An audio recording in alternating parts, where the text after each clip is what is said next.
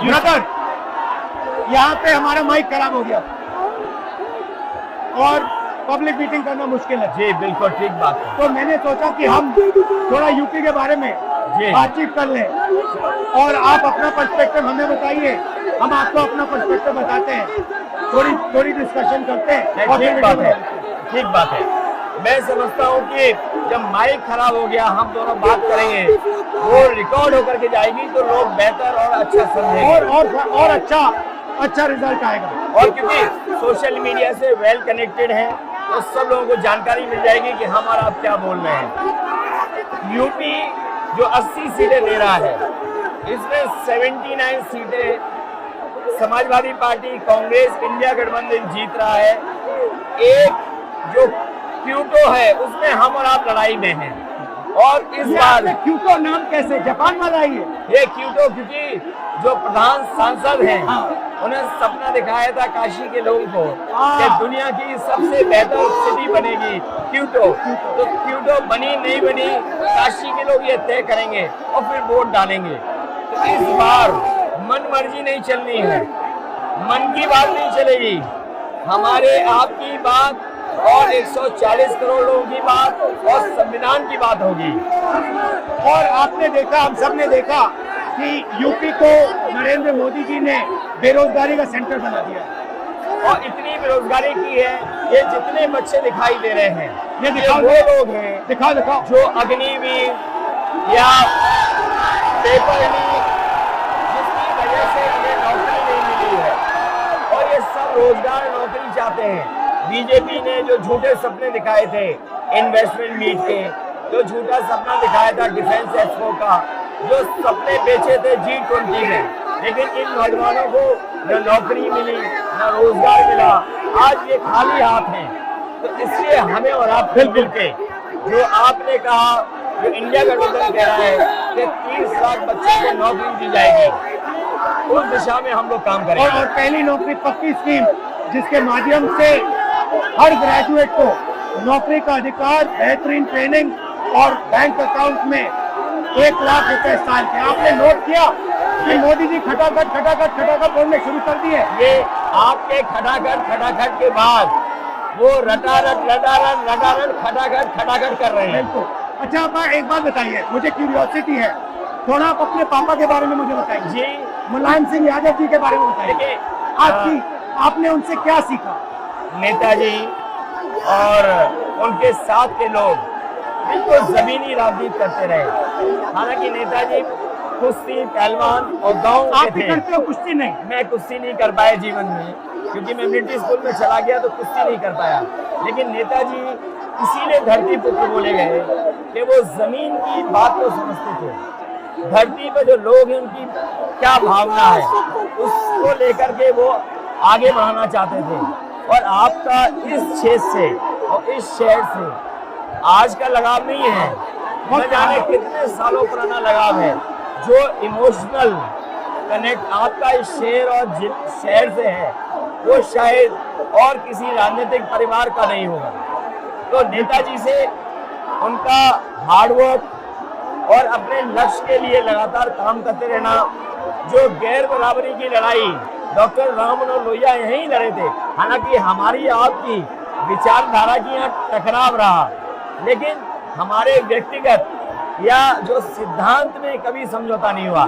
सिद्धांत को लेकर के हमने आपके साथ खड़े हुए और कई बार खड़े हुए, और आपकी भी पार्टी सिद्धांत से बहुत करीब रही समाजवादियों के।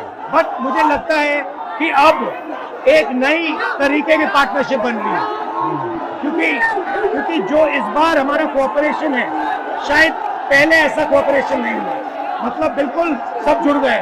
सबसे अच्छा ये है कि जितना उन्होंने कहा 2 लड़कों की जोड़ी, उतना युवा आपसे, हमसे, इंडिया गठबंधन से और जुड़ गया। तो ये नेचुरल अलायंस है, और नेचुरल अलायंस इसलिए लोग महसूस कर रहे हैं कि वो चाहते हैं कि नौकरी और रोजगार मिले, नौकरी और रोजगार मिले। तो ये बड़ी भावना है कि हमसे आपसे ये यूथ कनेक्ट कर रहा है। सबसे बड़ी बात, महंगाई की चोट सबसे ज्यादा इन लड़कों को लगती है। हमारी थिंकिंग है और आपकी भी है कि ये जो 22-25 लोगों को नरेंद्र मोदी जी ने पूरा का पूरा धन पकड़ा है, उसको ठीक करने के लिए जो हमारे युवा हैं, माताएं बहनें हैं, उनको डायरेक्ट बैंक अकाउंट में पैसा देना है। देखिए, ये जो लोगों के पास पैसा पहुंचने से जो अर्थव्यवस्था को लाभ मिलेगा, मैं समझता हूँ इनका भाग्य भी बनेगा और देश की अर्थव्यवस्था ही बेहतर होगी। ये जरूरी स्कीम है कि इनके अकाउंट में पैसा पहुंचे, जिससे थोड़ा बहुत जीवन स्तर इनका भी अच्छा हो। नरेंद्र मोदी जी डिबेट से क्यों डरते हैं? क्योंकि वो सच का सामना नहीं करना चाहते, पूरा उनका झूठ का गुब्बारा है। वो बीजेपी और बीजेपी के लोग मन मर्जी से चलते हैं, अपनी मर्जी से चलते हैं और उनको लगता है कि डिस्कशन की कोई जरूरत नहीं है, क्योंकि वो सब कुछ जानते हैं। डेमोक्रेसी में जितना डिस्कशन होगा, जितने विचार एक दूसरे को हम सुनेंगे और एक दूसरे पे भरोसा करेंगे, उतना हमारा लोकतंत्र मजबूत होगा। ये बीजेपी के लोगों ने न केवल हमारी जान को खतरा पैदा किया है, बल्कि लोकतंत्र को भी और संविधान को भी खतरा पैदा कर रहे हैं। और इसका नतीजा दिख रहा है कि चाइना हमारी जमीन के अंदर आ गया, ये बेरोजगारी बढ़ती जा रही है, जो प्रोडक्शन होता है वो नहीं हो रहा है, और पूरा का पूरा एक्सटॉर्शन, ईडी, सीबीआई, ये लोग मतलब एक्सटॉर्ट कर रहे हैं। कई बार सुनने को मिल रहा है और सरकार स्वीकार नहीं कर रही है, लद्दाख की हमारी सीमाएं सुरक्षित हो गई, और अरुणाचल के आसपास या सीमा जो चीन से छू रही है वो बहुत असुरक्षित है। तो चीन से जहां हमारा सीमाओं का खतरा है, वहीं चीन से हमारे बाजार को भी खतरा है।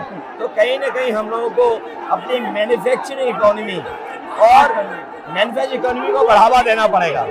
और ये जो स्कीम्स है, पहली नौकरी पक्की और महालक्ष्मी, ये मैन्युफैक्चरिंग सिस्टम को, इकोनॉमिक सिस्टम को जंप स्टार्ट करने के तरीके हैं। ये बहुत अच्छा जंप स्टार्ट होगा। इसको अगर फोकस होकर के आईआईटी, पॉलिटेक्निक, इंजीनियरिंग कॉलेजेस को, इन सबको इकोसिस्टम में ला करके, मैं समझता हूँ युवा नौजवानों को अच्छी नौकरी और रोजगार मिल पाएगा। और हमारा लक्ष्य है कि सब, हर जात को भागीदारी मिले, स्पेस मिले, हर इंस्टीट्यूशन में, बिजनेस में, एजुकेशन के सिस्टम में। तो वो हमारा, हम दोनों का लक्ष्य है। बिल्कुल। और क्योंकि जो बात सभी दल कहते थे, आज इंडिया गठबंधन कांग्रेस भी कह रही है कि सामाजिक न्याय जरूरी है, जाति गणना जरूरी है। देश के लिए ये बड़ी चीज है।